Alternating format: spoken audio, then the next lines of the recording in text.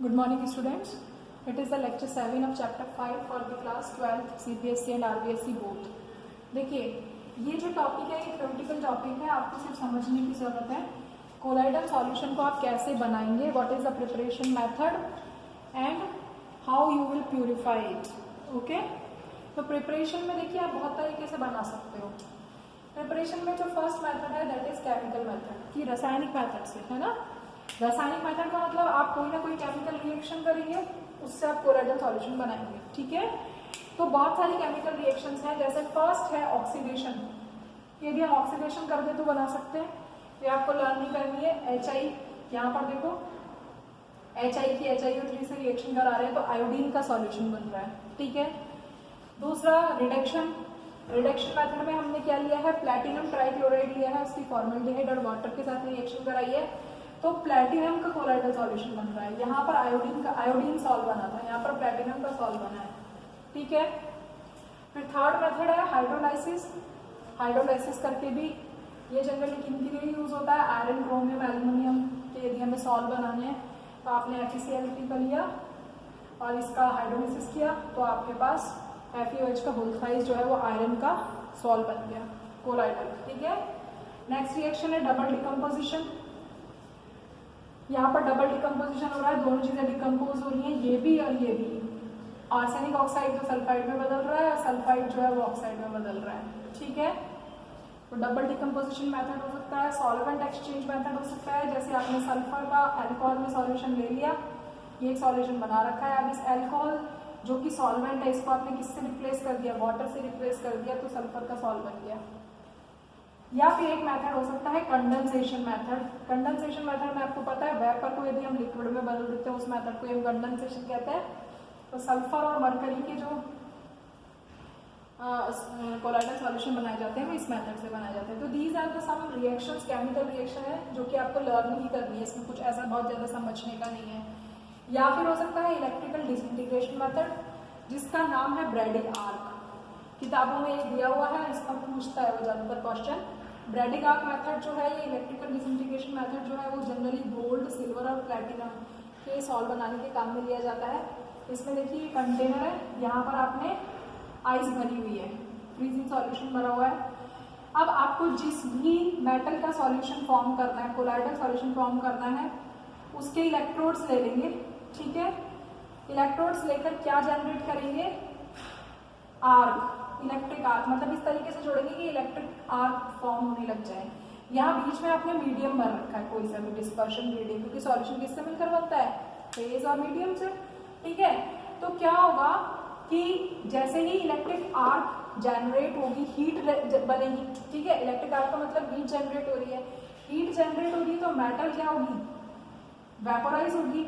ठीक है, वो वेपर बनकर यहाँ आएगी मेटल। ठीक है, और यहाँ से क्या, ये पानी ठंडा है, मतलब ये आइस जो है कूलिंग का काम कर रही है, तो वो मेटल क्या हो जाएगी, कंडेंस हो जाएगी और उसका सॉल्यूशन फॉर्म हो जाएगा। ठीक है, फिर नेक्स्ट मेथड है peptization, which is the important method. In peptization what will going on in peptization. Peptization का मतलब क्या है, किसी भी प्रेसिपिटेट को यदि हम कोलाइडल सॉल्यूशन में बदल दें, प्रेसिपिटेट जो होता है वो इनसॉल्युबल होता है, प्रेसिपिटेट को यदि हम कोलाइडल सॉल्यूशन में बदल दें with the help of electrolyte तो वो कहलाता है पेप्टाइजेशन।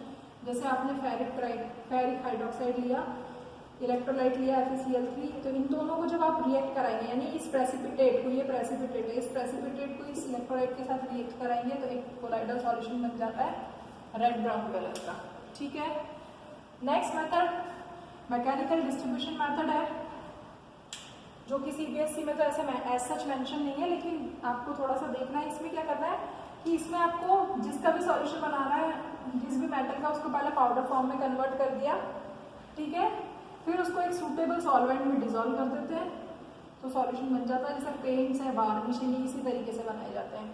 ठीक है, तो these all methods are regarding the preparation of colloidal solution. तो इसमें जनरली ब्रैडिग आर्क पूछता है, पेप्टाइजेशन पूछता है, ये दोनों तो कंफर्म ही है, इसके अलावा इधर से कोई रिएक्शन भी पूछ सकता है। नाउ कम टू दी, अब आपने कोलाइडल सॉल्यूशन बना लिया, तो कोलाइडल सॉल्यूशन ऐसा नहीं है कि दो चीजों को मिलकर बना ले, ये मेथड से बनाइए आप। अब जो बन गया है उसको आपको प्यूरिफिकेशन करना है, तो ये हमारा सेकंड टॉपिक है कि how you will purify colloidal solution. ठीक है, तो चार मेथड मेथड है, फर्स्ट है डायलिसिस। डायलिसिस से कर सकते हैं, इलेक्ट्रोडायलिसिस से कर सकते हैं, अल्ट्रा फिल्ट्रेशन से कर सकते हैं, अल्ट्रा सेंट्रीफ्यूगेशन से कर सकते हैं। जनरली हम डायलिसिस को यूज करते हैं। डायलिसिस का मतलब क्या होता है? Removal of impurities. प्यूरिफिकेशन का मतलब यदि सॉल्यूशन में इम्प्योरिटीज है तो उसको आप कैसे रिमूव करेंगे? तो removal of impurities bye diffusion through membrane. यानी आपके पास कोलाइडल सॉल्यूशन है, मान लो ये एक कंटेनर है, इसमें कोलाइडल सॉल्यूशन भरा हुआ है, तो आप बीच में क्या लगा देंगे? एक मेम्ब्रेन लगा देंगे, एक मेम्ब्रेन। तो मेम्ब्रेन से क्या होगा? जो मेम्ब्रेन है उससे क्या होगा? या तो इम्प्योरिटी यहाँ रह जाएगी, सॉल्यूशन इधर चला जाएगा, सॉल्यूशन इधर रह जाएगा, इम्प्योरिटी इधर चली जाएगी। तो डिफ्यूजन के प्रोसेस से करते हैं आप डायलिसिस को, ठीक है। जनरली इम्प्योरिटीज जाती है, सॉल्यूशन ही रह जाता है, ठीक है। फिर है इलेक्ट्रोडायलिसिस। ये मेथड जो है वो बहुत ज्यादा स्लो है, तो उसको क्विक करने के लिए हम क्या करते हैं? इलेक्ट्रिक फील्ड लगा देते हैं। इलेक्ट्रिक फील्ड से क्या होगा? कोई भी प्रोसेस जो है वो फास्ट हो जाएगा। तो यदि आपने एक कंटेनर लिया, उसमें जैसे बुक्स में आपके बताया हुआ है ये वाला डायलिसिस का कि ऐसे आपने एक सेमी परमेबल मेम्ब्रेन ली और यहाँ पर आपने मान लो, ठीक है, तो इस तरीके से सॉल्यूशन, तो इसमें क्या है? इसमें इम्प्योरिटी आ जाएगी और कोलाइडल सॉल्यूशन यहाँ आ जाएगा, इस तरीके का है, ठीक है। इलेक्ट्रोडायलिसिस में आप क्या करेंगे कि इलेक्ट्रिकल फील्ड लगा देंगे। तो फील्ड लगाते ही क्या होगा? रिएक्शन फास्ट हो जाएगी और यही प्रोसेस रहेगा सेम। अब अल्ट्रा फिल्ट्रेशन देखिए, जो कि बहुत ही इंपॉर्टेंट मेथड है। अल्ट्रा फिल्ट्रेशन में हम क्या कर रहे हैं? पहली बात, कुछ स्पेशल फिल्टर्स को यूज कर रहे हैं और अंडर हाई प्रेशर, हम क्या कर रहे हैं? फिल्टर कर रहे हैं किसी भी चीज को। Means filtration at high pressure is known as ultra filtration, ठीक है। तो इसमें क्या होगा?